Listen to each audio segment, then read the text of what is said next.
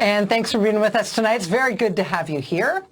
Former President Donald Trump petitioned the state Supreme Court of Georgia last week, the state of Georgia, to try to shut down the investigation that could result in his indictment in that state for his efforts to overturn the election results in that state. Well, the Georgia State Supreme Court has just ruled tonight against him. They will do no such thing. They will not quash that investigation. The investigation will proceed. The prosecutor is not removed. A grand jury that may be asked to return an indictment against former President Trump has been impaneled in Georgia as of last week. So that is all going ahead. His efforts to derail that investigation and potential prosecution failed tonight in Georgia Supreme Court. I will also say I'm sort of self-conscious about giving you an update like that because I feel like you have to run over to your personal whiteboard or your corkboard with like thumbtacks and strings on it in order to keep track of these things.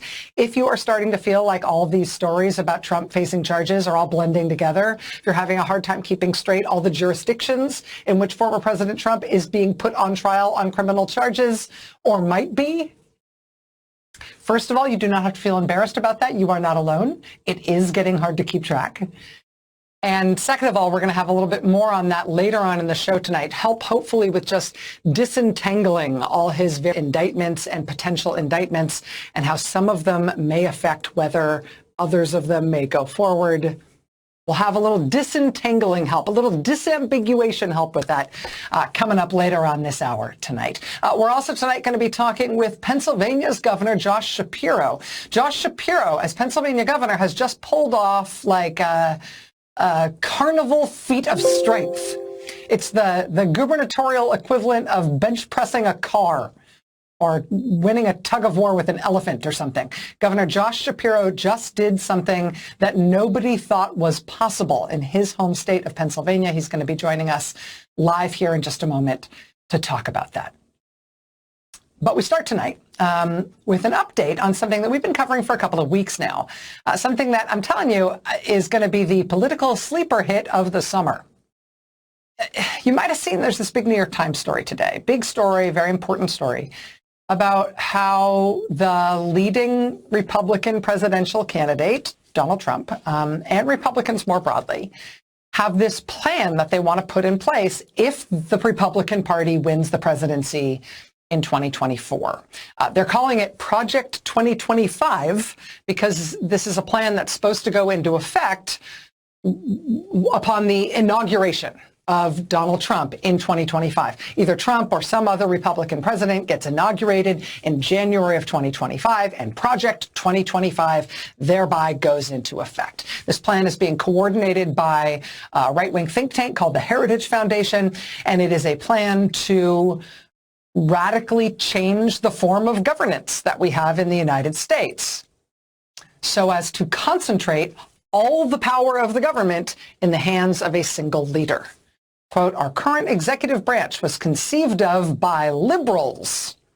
What's necessary is a complete system overhaul.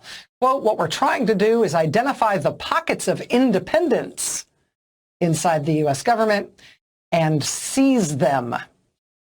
Seize them so there won't be any more pockets of independent power outside the power that is held by the president. Now, as I said, they want this to be Donald Trump.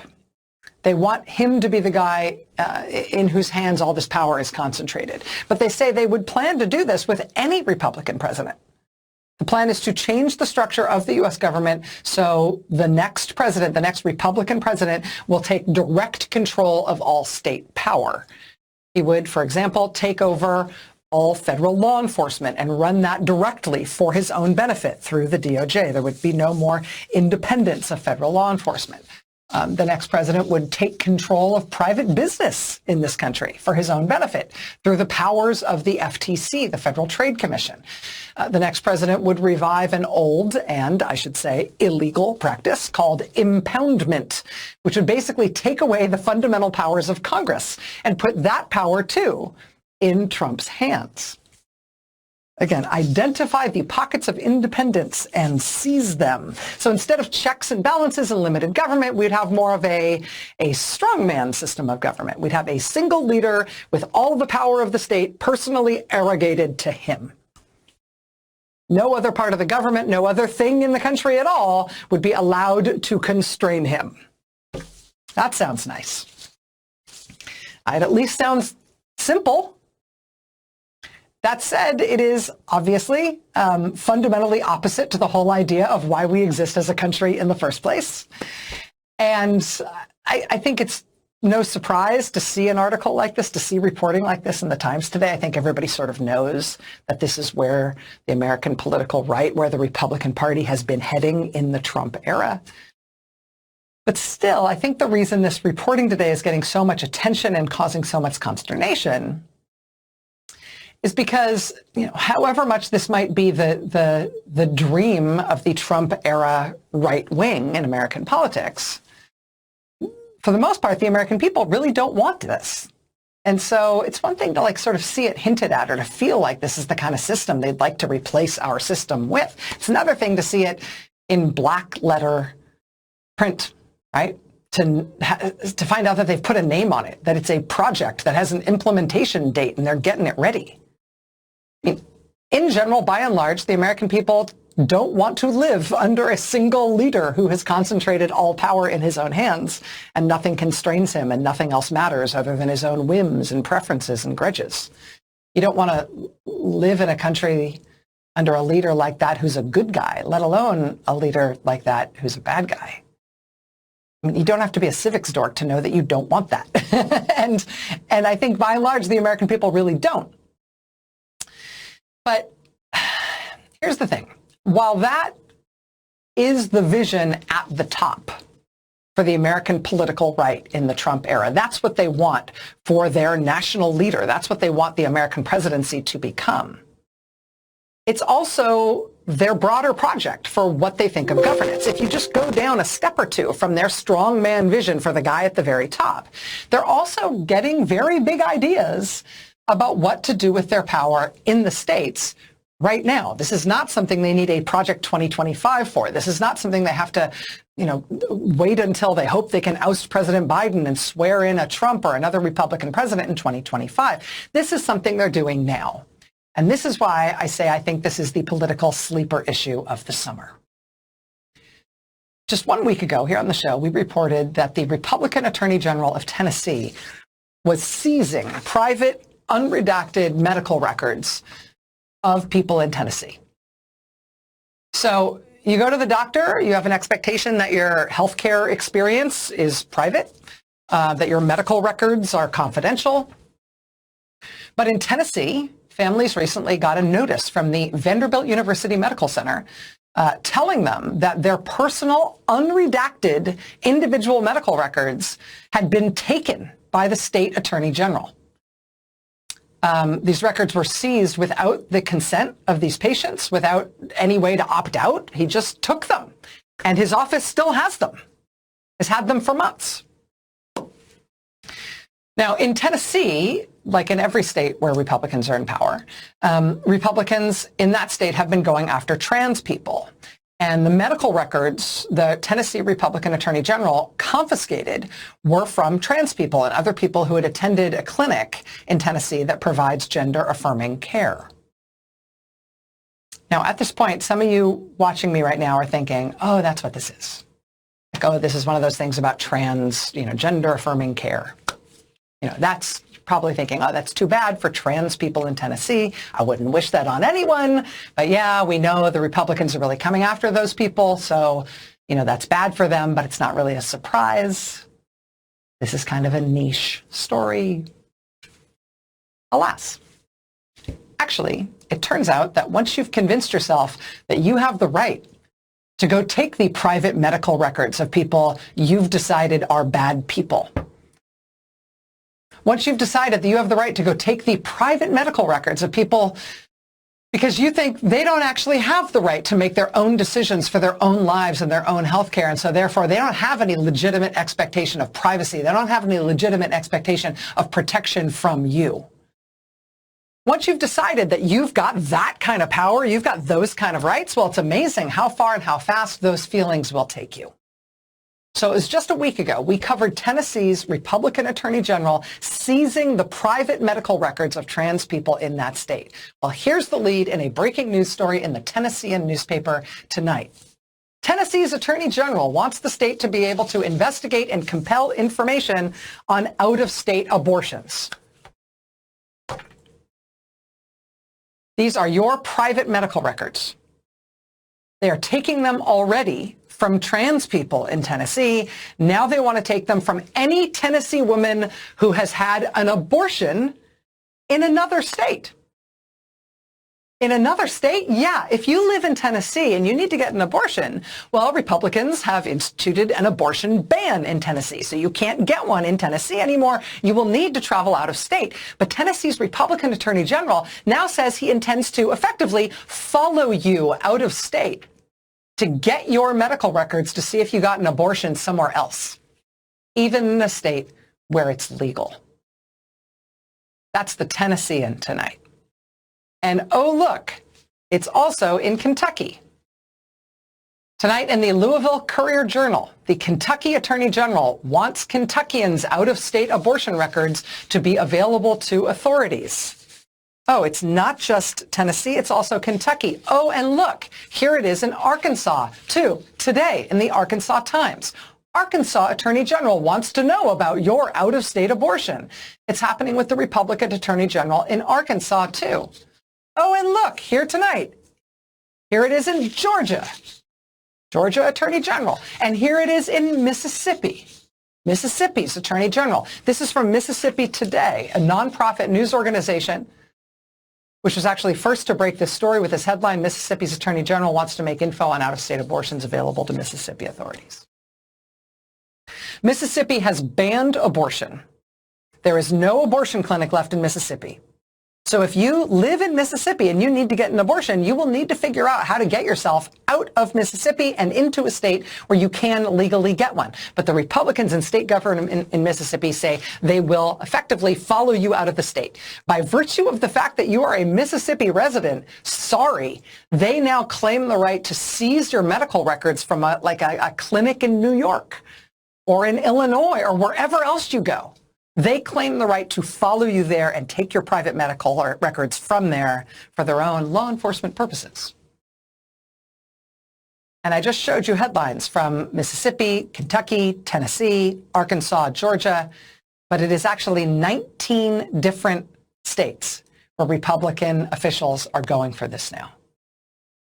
19 Republican attorney generals have signed on to a letter to the Biden administration saying they want the right to go after women's private medical records anywhere in the country, including in all the states where abortion is legal. They want to follow their residents all over the country to see if that woman might be getting an abortion or some other kind of reproductive care anywhere. They want the records, and they claim the right to go get them.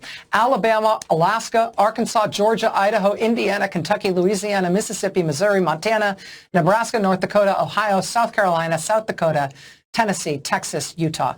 Republican attorneys general in all of those states have sent this letter to the Biden administration about their right, as they see it, to get your private medical records.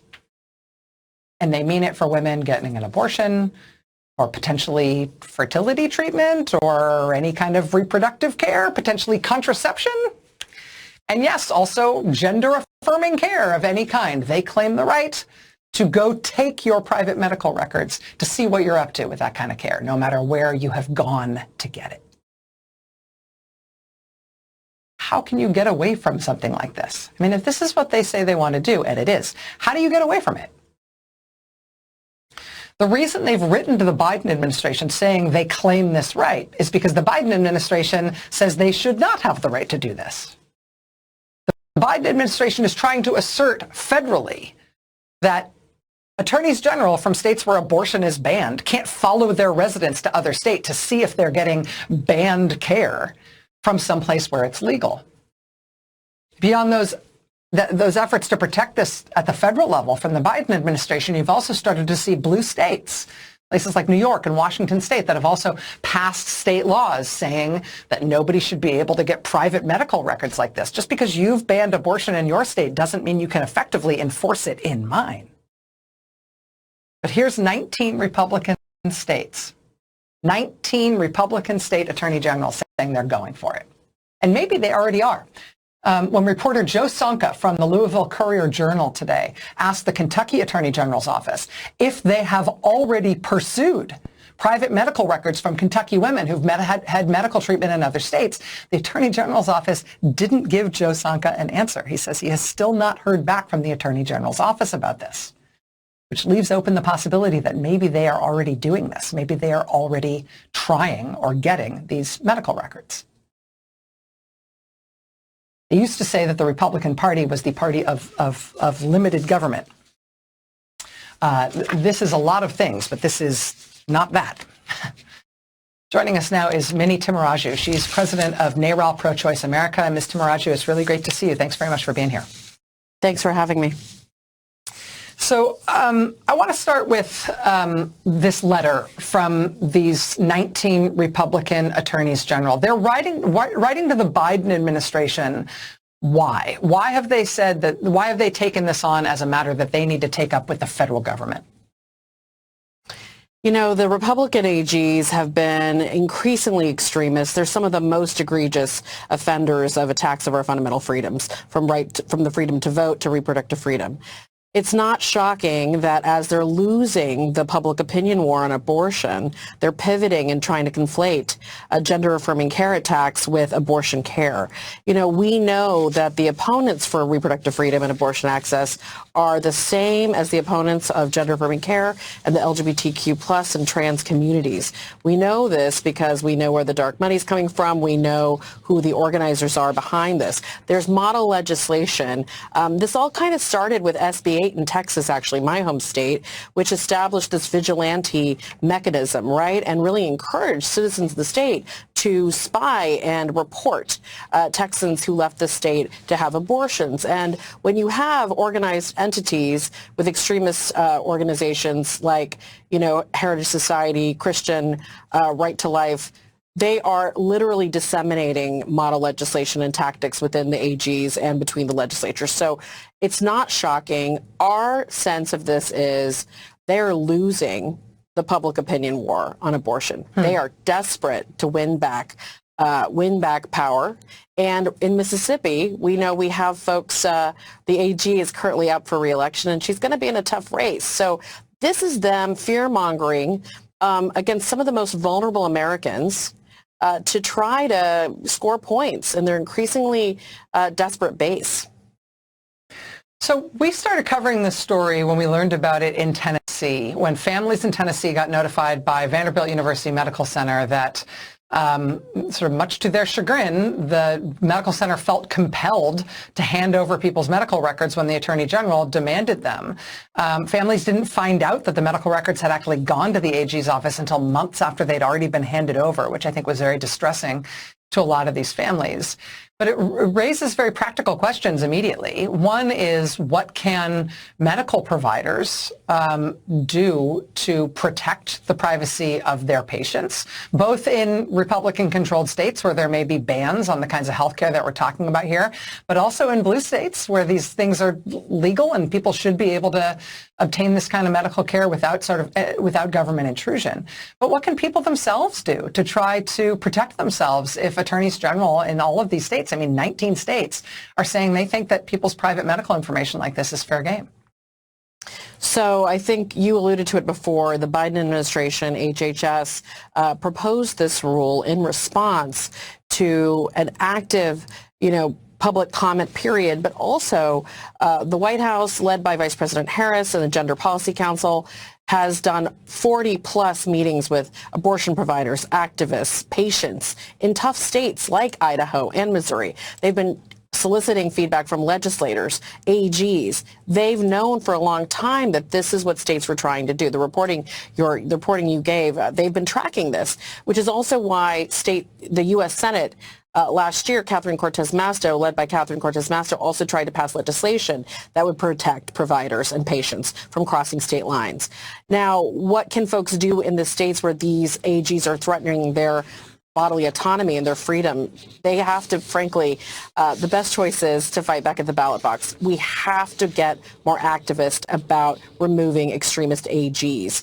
You know, some of the most forward-thinking attorneys general are now the governors in states that are doing the most advanced work on reproductive care. You're talking about, you're going to have Governor Shapiro on. He's a former AG.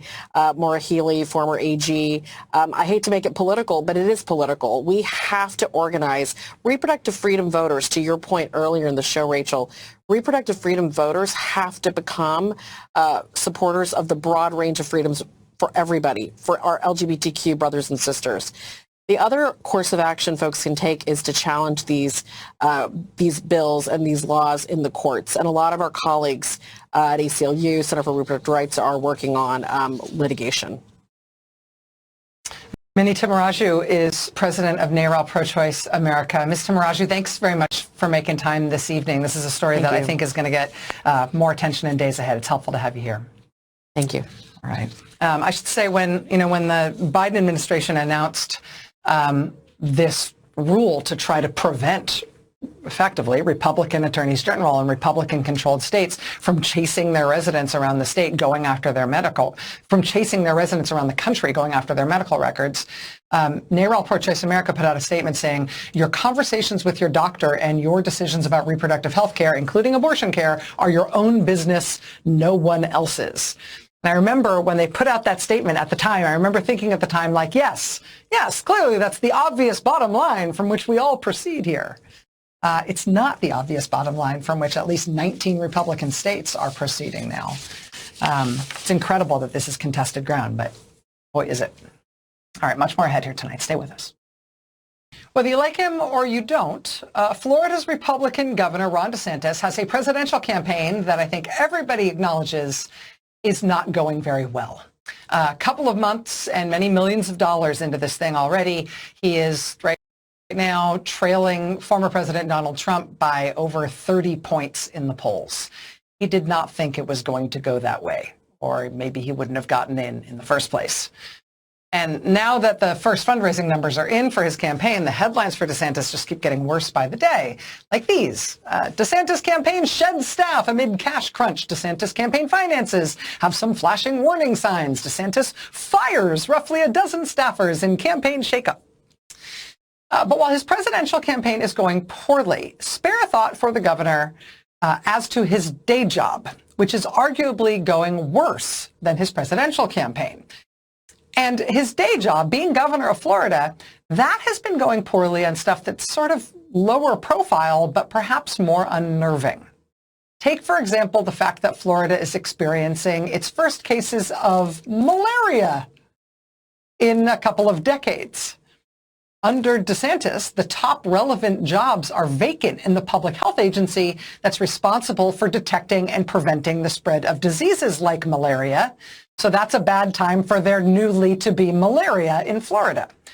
There's also an exodus of insurance companies from Florida, which means an increasing number of that state's residents are losing very basic things like car insurance and home insurance. It's not just because of natural disasters, it's also because of state policies related to insurance that insurance companies say are forcing them out. Democratic lawmakers in the state say they've been trying to get DeSantis to focus on a solution to try to keep insurance companies in the state and to keep insurance premiums from skyrocketing.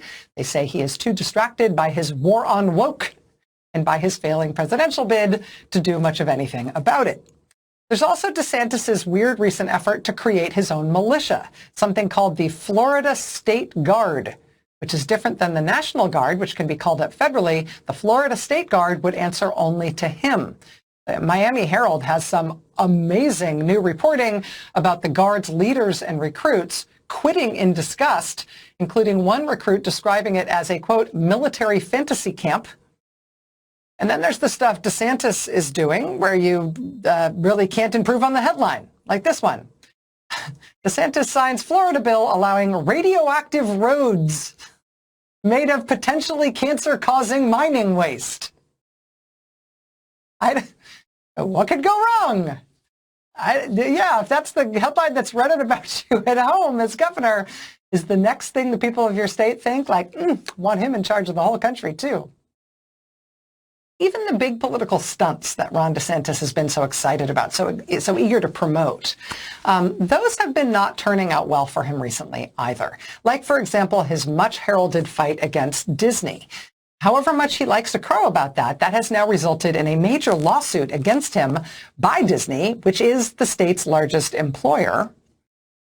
And of course, there's his ongoing series of stunts in which he sends undocumented immigrants by the plane load or by the bus load to liberal cities and towns, dropping these people off without any plan, without any resources, without any preparation for their arrival, because that'll show those northern liberals. Ron DeSantis is the one who started this last year by sending flights full of people to Martha's Vineyard off the coast of Massachusetts, flights filled with migrants and asylum seekers. He went actually and found them in Texas and then paid millions of dollars to put them on charter flights at taxpayer expense to send them up to Massachusetts. Since then, Florida Republican lawmakers have given DeSantis over $20 million more to do more of this. And Ron DeSantis is clearly gleeful about doing this to these poor people.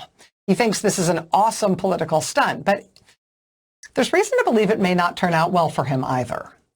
In the Texas county where DeSantis had those folks picked up and sent to Martha's Vineyard, the sheriff in that county has filed criminal charges with the local district attorney. Now, the sheriff has not said who he is recommending to be charged, but the case does include felony counts for the coercion of the men, women, and children who were lied to in order to get them onto those planes. The other reason this may not turn out well for DeSantis is that stunts like this never turn out well. And we know this because he's not the first person to have done this. Today, we just posted an episode of Deja News, our new podcast, about this exact same stunt being tried by conservatives in the South in the early 1960s. Then it was Southern segregationists who were mad at Northern liberals for advocating for civil rights. And the Southern segregationists decide that they would teach those Northern elites a lesson by putting people on buses, putting poor African Americans on buses and driving them up north, dropping them on liberals' doorsteps in places like Massachusetts and in New York, sending people up there by lying to them, sending them up there with no money, no resources, no plan, and no warning for the place they were due to arrive. Now, the reason many of us have not heard this story about what Southern conservatives did in 1962 is that the whole thing was so cruel and so shameful that even in the civil rights cauldron of cruelty in those fights in 1962, these stunts were seen as too cruel. They collapsed under the weight of public denunciations, even from the white South. And everybody wanted to forget about it as soon as possible, and so the whole thing was memory hold. In other words, it went very poorly for the guys who did this before Ron DeSantis did it. I'm guessing he might not know that. But it's in this week's episode of Deja News, which is out now. If you want to listen to it, you can scan this code on your screen. Just use your phone camera and click the little box, and it'll take you right to it. Or you can search it wherever you get your podcasts. It's called Rachel Maddow Presents Deja News. Free to listen everywhere. We'll be right back. A high-profile, very far-right Republican Congresswoman, her name is Marjorie Taylor Greene, and this is her speaking at a conservative political conference this weekend. The clip I'm about to show you is unedited. It is not doctored in any way. Lyndon B. Johnson is very similar to Joe Biden. How are they the same? They're both Democrat socialists. Lyndon B. Johnson was the majority leader in the Senate. Does that sound familiar? He was vice president to Kennedy. Joe was vice president to Obama. He was appointed as the president after JFK was assassinated, then he was elected. His big socialist programs were the Great Society. The Great Society were big government programs to address education, medical care, urban problems, rural poverty, transportation, Medicare, Medicaid, food stamps, and welfare, the Office of Economic Opportunity, and big labor and labor unions. Now, LBJ had the Great Society, but Joe Biden had Build Back Better, and he still is working on it. The largest public investment in social infrastructure and environmental programs that is actually finishing what FDR started, that LBJ expanded on, and Joe Biden is attempting to complete. My favorite part about all of this is it seems like she has just learned that there is this guy named Lyndon Johnson. Wait till you hear about this guy. Wait till she hears how well that guy did in the 1964 election when he was running on all that Great Society stuff. Literally won the largest percentage of the popular vote in the history of American presidential elections. By all that dastardly trying to address problems related to education and poverty and medical care. A terrible guy. Also, Lyndon B. Johnson was the majority leader in the Senate. Does that sound familiar? Biden was not the majority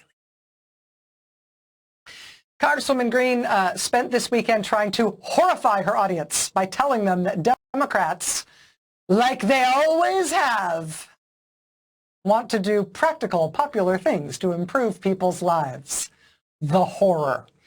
Her pitch there was so unintentionally perfect that the White House today tweeted out her remarks saying, quote, "Caught us! President Biden is working to make life easier for hardworking families." The Biden administration is like clicking their heels together, delighted with this very high-profile member of the Republican Party attacking President Biden and Democrats for doing so much to give practical help to the American people, particularly stuff they really want help with. If there is a theme, a sort of common playbook in Democratic governance right now, I think it is both defense against what Republicans are trying to do and offense on the world's most practical things, the kinds of things Joe Biden really wants to be known for, the kinds of things that I think today's Biden-era Democratic Party is putting up on the marquee. The idea of, what government can do that helps everyone. We saw it today in a big way in Illinois. Illinois Democratic Governor J.B. Pritzker just announcing the biggest infrastructure investment in that state's history. The largest multi-year infrastructure repair program in Illinois history. It's expected to improve every aspect of transportation in that state, roads and bridges and aviation and railway and everything. It's something we've also seen in very dramatic form in the state of Pennsylvania, where the new Democratic governor of that state, Josh Shapiro, has earned not just bragging rights, but crowing rights after dealing with a catastrophic, unforeseen collapse on one of the busiest highways in the whole country. You might remember this was just last month. A section of I-95 right in Philadelphia, was taken out after a big accident involving a gasoline tanker truck. Now, at the time, this is I-95. Experts said it would take months to reopen I-95. Essentially, this major East Coast artery that serves more than 160,000 vehicles a day would be shut for months. In the end, it did not take months to repair. Under Pennsylvania Governor Josh Shapiro, it took 12 days. It was a massive undertaking. It is nearly inconceivable that Pennsylvania pulled it off, but less than 2 weeks after a whole section of interstate was cratered, officials had the roadway back up and running. In a new op-ed for the Washington Post, Governor Shapiro says, "The playbook we developed shows that Americans can do big things again." Joining us now is the Democratic governor of the great state of Pennsylvania, Josh Shapiro. Governor Shapiro, it's really nice to have you here. Thanks. Great to be back with you. Thanks, Rachel. When this collapse happened, obviously there was the worry about the immediate damage and the danger and the people who were hurt by this. There was the worry about what it was going to take to put it together. But I think there was broad-based near universal perception that this was going to take months, that there was no end run around this to do it faster. How were you able to do it so much faster than literally everybody expected? Yeah, all the experts said months. And I could tell you, Rachel, it started after our first responders and law enforcement did an incredible job of putting out the fire and saving all but one life, the trucker who, whose truck caught fire. They did an incredible job. And once that fire was out, I actually went above the site in a helicopter, looked down, and immediately working with my team, came up with a plan to, in effect, fill the hole that existed in order to repave 95 over the top. It sounds simple, but it was a creative solution that allowed us to move quickly, move collaboratively, and get this done. Get the 160,000 cars and the 14,000 trucks that navigate that roadway every single day moving quickly again. So we were able to move quickly by virtue of creative thinking, and that sort of came to us in those initial moments we were on the scene after the fire was put out. You wrote an op-ed today, or an op-ed this weekend for the Washington Post, in which you said, here are our lessons for U.S. infrastructure. Number one, empower strong leadership. Number two, speed up the bureaucracy. Number three, encourage creativity. And number four, work together. I was really interested in that fourth point because I think, particularly from a national perspective, we're used to thinking of Americans as being incapable of working together, particularly in a political environment. I mean, you yourself had a really divisive gubernatorial campaign to get the job that you have now, and you've got Republicans who are in control at the state Senate. Tell me about political divides and working together, and how you can get something like this done when you do have split power. Look, there is too much division in our politics today, and it holds us back. And I think what the American people want is people to actually come together and get stuff done for them. And when you have a catastrophe like we had on 95, we recognized everyone needed to come together. Every politician, the private sector, our state government, and importantly, our unions in Pennsylvania, to make sure that we could do that rebuild effort. We had to collaborate to make sure we got the funding, and I want to thank the president for making sure that all the funding we needed was going to be there. We had to collaborate with engineers and lawyers and others to create the plan. And importantly, we had to collaborate with the Philadelphia building trades, who committed to me that they would work 24/7 in order to get this job done. Collaboration was key, and unfortunately, we don't have too much of that in our politics today. I hope this can be an example of the good, practical things that can happen when people collaborate, when they come together. Collaboration also has, an outgrowth of that, and that is that people feel empowered to demonstrate real leadership. So we had, the foremen and the forewomen who were on that road doing the work. They were empowered to make big choices or big decisions. We had real creativity when it came to the solutions that were going to be necessary to open our roadway up again. That collaboration led to creativity. The collaboration showed the bureaucracy that they could move quicker, that we were going to have their backs, and that we were going to be able to get through this together. So collaboration was key, and it's going to be key if we're going to rebuild America's infrastructure. It's going to be key to lay broadband. It's going to be key to cap wells and stop the leak of methane, which is really leading to more and more climate change every single day. We're going to need to collaborate in this country again and think big and bold and be creative and demonstrate real leadership. That's what we did here in Pennsylvania. When the eyes of the nation were on us, we stepped up and we delivered, demonstrating that the union way of life can deliver, demonstrating that government can still do big things, and we showed that here in Pennsylvania. It's one thing to say it, it's another thing to show it, and yet another thing to have people driving on it months before they thought they ever would be able to. Pennsylvania Governor Josh Shapiro, congratulations on this, sir. Thank you for telling the country that it's happened so that we can help tell this story, but congratulations also on getting it done. Thank you so much, Rachel. All right, we'll be right back. Stay with us.